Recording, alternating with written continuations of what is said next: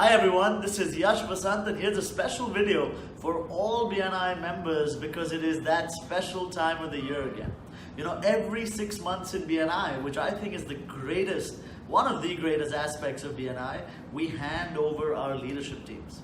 Now when this leadership team handover takes place, there's a lot of great good that comes of it, but there's also a lot of complications that arise because of it, and hence I wanted to put things in perspective.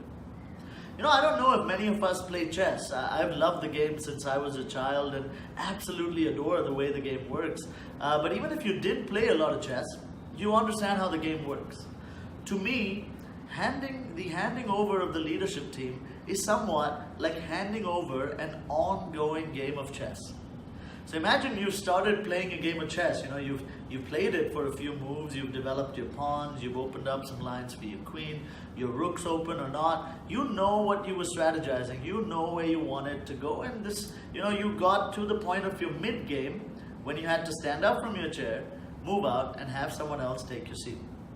Now imagine what would happen if this was a chessboard. I mean, unless you're an absolute genius, when you sit on that chessboard, you cannot exactly know what the player was thinking.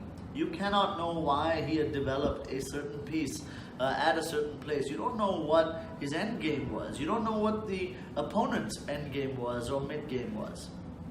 And hence, the handover must happen in a very, very smooth manner where, imagine if we were handing over the chessboard, what are the things that we would tell the next player?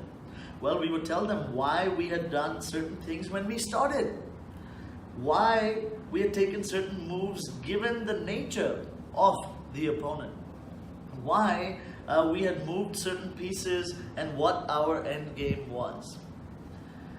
Now these three things, when we speak in terms of chess, is easy, but think of your leadership teams. It's exactly the same. You want to hand over your LTs by telling them exactly what you had first inherited, what you started off with. Second, you want to tell them about the nature of the beast. You want to tell them why you had strategized certain things. You want to tell them the details about your hidden moves, about your sacrifices, about your discovery moves that you'd set up on your chessboard and hence your chapters.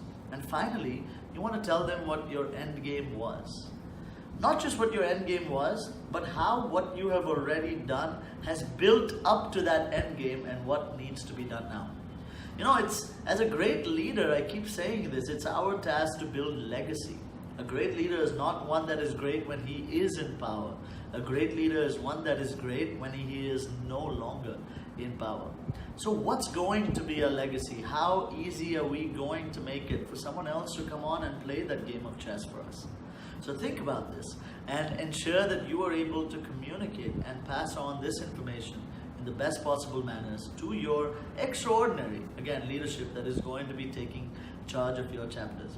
So all the best to everyone, and really wish you an extremely, extremely successful next 6 months ahead.